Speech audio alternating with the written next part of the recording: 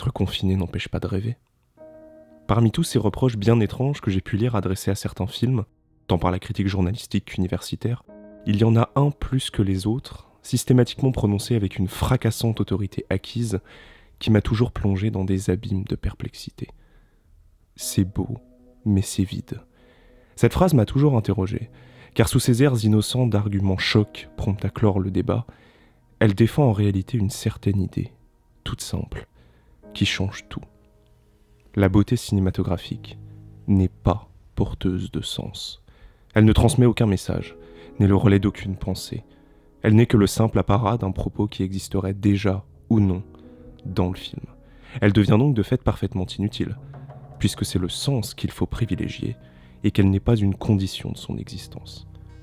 C'est beau, mais c'est vide. Si c'est un argument critique pertinent à adresser à un film, alors j'imagine que dire d'un autre qu'il est moche mais plein serait un compliment. Pour autant, cette affirmation, aussi péremptoire soit-elle, n'est pas nécessairement absurde en soi. Car comme toutes les petites phrases tombées dans le domaine public de la pensée, c'est d'abord et avant tout une héritière, qui, du haut de ces 5 petits mots, contribue à faire perdurer une conception philosophique très puissante du 7e art, de ce qu'il est et de ce qu'il devrait être. Une conception qui, comme toute théorie cinématographique un tant soit peu sérieuse, porte la griffe du génie français. J'appelle ça la France, mademoiselle. Et pas n'importe laquelle. La France d'André Bazin. Et même si vous ne connaissez pas son nom, vous connaissez son crime. Celui d'avoir réussi à contraindre 90% des cinéastes ou d'auteurs français à ne faire que du vrai cinéma, c'est-à-dire du drame social naturaliste.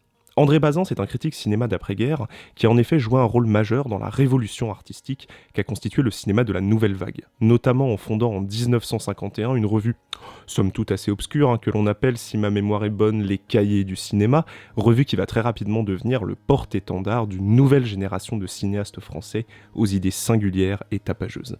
François Truffaut, Éric Rohmer, Jacques Rivette, Claude Chabrol ou encore Jean-Luc Godard, tous ont écrit dans les cahiers avant de finalement donner vie à leurs idées sur grand écran.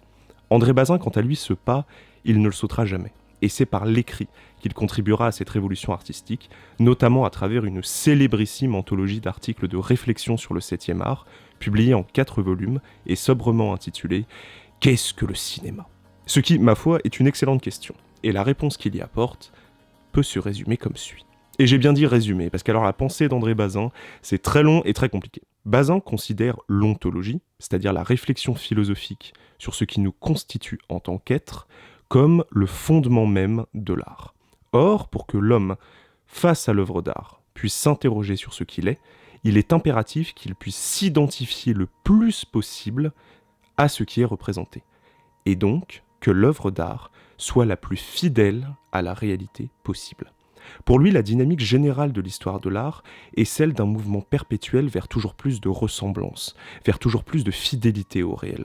Et il va alors très logiquement voir dans la photographie et le cinéma l'aboutissement de cette quête, la forme ultime de représentation qui, en parvenant à figer la réalité sur pellicule, a permis à l'homme de triompher du temps que les autres arts essayaient jusque-là vainement de rattraper, lui donnant enfin la possibilité de se tendre un miroir éternel pour s'observer dans toute son ambiguïté. Car en effet, pour Bazin, la réalité est par essence ambiguë, ce qui implique que pour parvenir à la retranscrire le plus fidèlement possible, il ne faut en aucun cas chercher à la modifier ou à la phagocyter avec nos vaines ambitions artistiques de créateurs.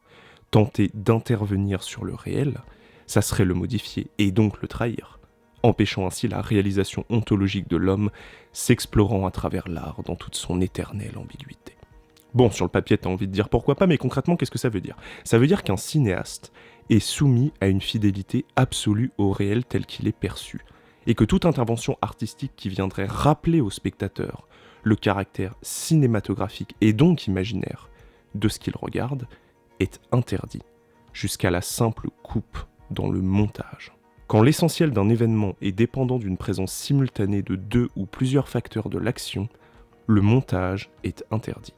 Il ne s'agit nullement pour autant de revenir obligatoirement au plan séquence, ni de renoncer aux ressources expressives, ni aux facilités éventuelles du changement de plan. Il faut seulement que l'unité spatiale de l'événement soit respectée, au moment où sa rupture transformerait la réalité en sa simple représentation imaginaire. Vive le réel capté dans toute son ambiguïté vaporeuse, à mort l'imaginaire artificiellement construit. Le beau est vide, dès lors qu'il n'est pas révélation épurée de l'homme soudainement confronté à lui-même. Le travail esthétique, ce n'est même pas la peine d'y songer. Certes, mais alors qu'en est-il du cas où, pour retranscrire avec fidélité l'ambiguïté du réel, il est nécessaire de passer par la trahison de l'imaginaire cinématographique? André Bazin est mort en 1958, à seulement 40 ans, encore vierge de l'expérience cinématographique d'un film d'Andrei Tarkovsky. Et pourtant, je ne peux m'empêcher de rêver aux discussions fougueuses qui auraient agité les deux hommes s'ils s'étaient rencontrés. Car leurs visions du cinéma sont à la fois extraordinairement proches et parfaitement contradictoires. Dans la trajectoire de la pensée de Bazin, Tarkovsky considère en effet également que la prédominance du cinéma sur tous les autres arts provient de sa capacité à figer, puis à restituer le temps. Sauf que contrairement à notre compatriote bouffeur de grenouilles, le cinéaste soviétique ne voit pas dans notre expérience du temps un simple composant, un simple détail de la réalité ontologique ambiguë, mais l'élément le plus fondamental de l'existence humaine. Dans la pensée de Tarkovsky, nous existons, au sens philosophique du terme, parce que nous faisons l'expérience du temps, que nous avons conscience du présent et que nous pouvons nous remémorer le passé, nous projeter dans l'avenir.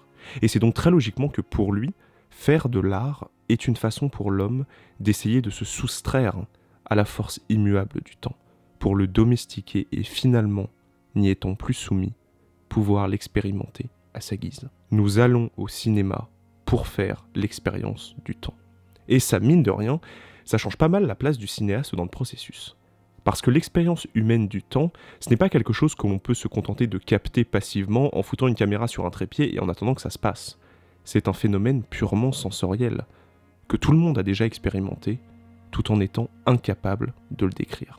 Et Tarkovsky, comme il a des couilles de taureau et que c'est pas la moitié d'un imbécile, il va se poser une question, à laquelle personne ne voudrait un jour avoir à répondre. Comment décrire quelque chose d'aussi fondamentalement indescriptible que l'expérience humaine du temps ? En s'intéressant tout simplement à la narration du souvenir. Car la mémoire n'est pas constituée comme un flot continu qu'on pourrait se repasser indéfiniment à l'envers, mais comme une succession de moments, d'impressions, d'images fragmentées artificiellement reconstituées par un cerveau qui, plus qu'il ne se souvient réellement, tente maladroitement de faire ressurgir la beauté de ce qui a été perdu. Et ces images que nous revoyons jaillir, celles qui parmi toutes les autres ont fini par rester, ont tout un point commun. Elles sont belles, elles sont fortes, signifiantes, comme si elles avaient été faites pour durer. Raconter l'expérience du temps, c'est alors constituer un flot d'images dont certaines, du fait de leur puissance évocatrice, échapperont à l'oubli. Et pour cela, quel autre choix que celui de composer un cadre, d'harmoniser une symphonie de travelling et de ralenti, puis de les diriger au battement rythmique d'un montage évocateur. De faire de l'imaginaire un outil au service d'une beauté du réel, qu'il serait impossible de dévoiler autrement. Quel autre choix que celui de faire du beau. Une beauté sculptée par le travail d'expression personnelle du cinéaste, faite pour transformer le ressenti sensoriel subjectif en proposition universelle et ainsi pousser le spectateur à réfléchir sur son existence. Andrei Tarkovsky utilise l'imaginaire cinématographique pour faire de l'ontologie.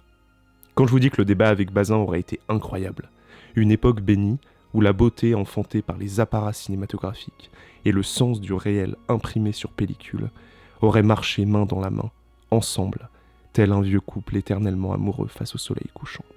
Sauf que pas du tout. Parce que s'il est évident que l'esthétique extrêmement réfléchie de Tarkovsky est là pour servir un but plus grand, celui de proposer une atmosphère mystique propice à l'élévation spirituelle de l'homme à travers le cinéma, les couillons qui ont cru qu'il suffisait de centrer l'image et de foutre 3 travelling au ralenti pour faire un bon film, il y en a eu.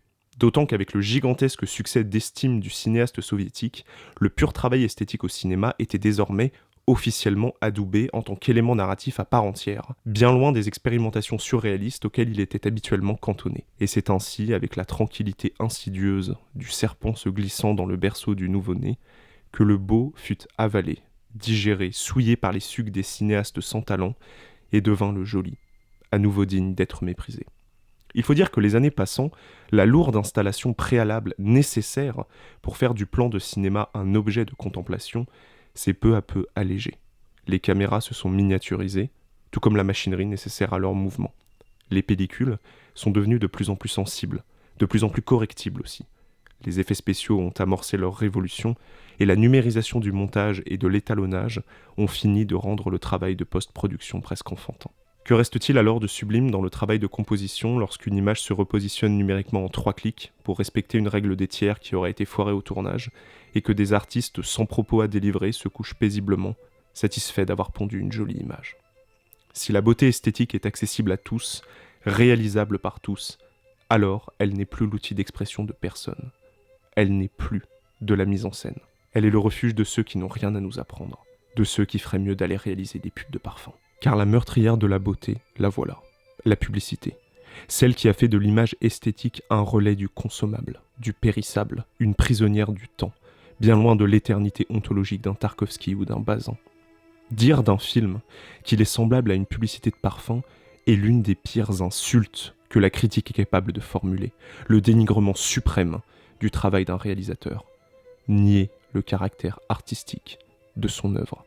La publicité, c'est l'asservissement vers les bas instincts, c'est le désir de consommation forcené, c'est l'argent comme moteur de l'existence, c'est la négation de la grandeur de l'homme, le faisant prisonnier d'un imaginaire aliénant. Reprendre cette esthétique reviendrait à trahir ce pourquoi tant de cinéastes ont œuvré avant nous, l'élévation spirituelle, le questionnement philosophique, la contemplation d'une réalité enfin mise à nu. Pourtant, cette même esthétique, aujourd'hui devenue une insulte, c'est du cinéma qu'elle provient. Et c'est lui, le premier, qui en a fait un relais du consommable. Arrêtez-moi si je me trompe, mais c'est bien le cinéma qui a inventé le placement de produits, non ? Cette séparation qui autorise le mépris. À quoi est-ce qu'elle rime au fond ? Nombreux sont les grands réalisateurs à avoir dirigé des publicités. Et pour prendre cet exemple, il y a plus de cinéma dans cette simple pub Lacoste que dans la quasi-totalité des blockbusters produits par Hollywood ces 20 dernières années. Paradoxalement, moins de merchandising ostentatoire aussi. Et dans la fugacité d'une seule minute, le réalisateur parvient à incarner toute cette déferlante d'émotions indescriptibles qui nous submerge lorsque l'on va enfin embrasser pour la première fois la personne qu'on aime. Cette publicité est belle.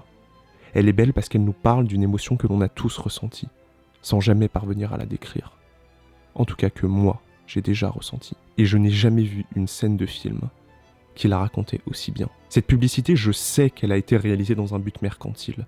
Je sais que cette émotion qu'elle génère a un but caché, mais cela n'enlève rien au fait que l'émotion est quand même là. Et ce frisson du sentiment d'avoir été compris, de me reconnaître dans une succession d'images narratives, je ne le renierai pas.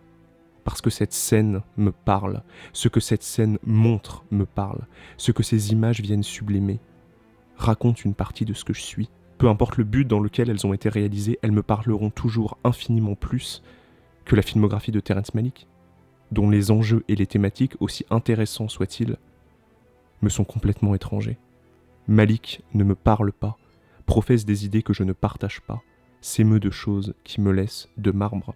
Et jamais je ne pourrais dire d'un de ces films qu'il est véritablement beau, parce que je ne me reconnais pas dans ce qu'il me montre.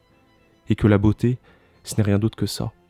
Le frisson du sentiment d'avoir été compris, un écho lointain qui fait rejaillir une émotion que l'on croyait enfouie, une image qui, de sa force évocatrice, provoque la déferlante du souvenir, réinterrogeant ainsi notre moi du présent. Un plan esthétique réussi est un plan esthétique réussi, que l'on adhère ou pas à ce qu'il représente.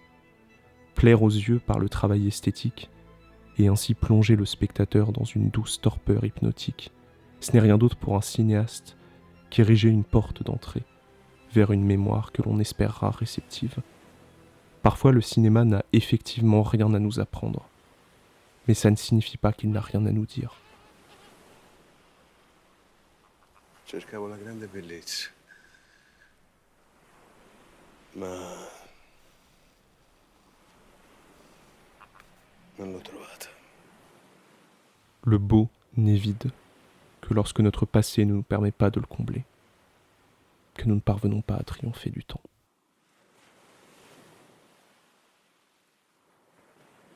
Voilà, voilà.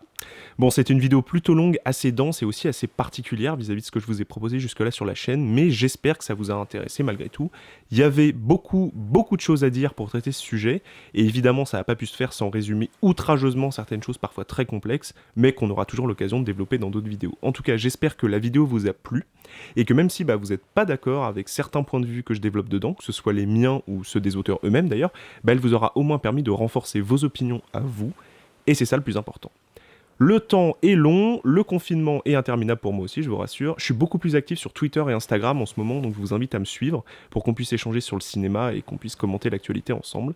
N'oubliez pas d'activer la petite cloche pour rester au courant de ce qui arrivera ensuite. Et merci encore d'être toujours plus nombreux à me suivre pour écouter ce que je peux avoir à dire sur le cinéma et qu'on puisse en débattre dans les commentaires. Vraiment, merci. Vous êtes géniaux. Sur ce, et à la prochaine tout le monde.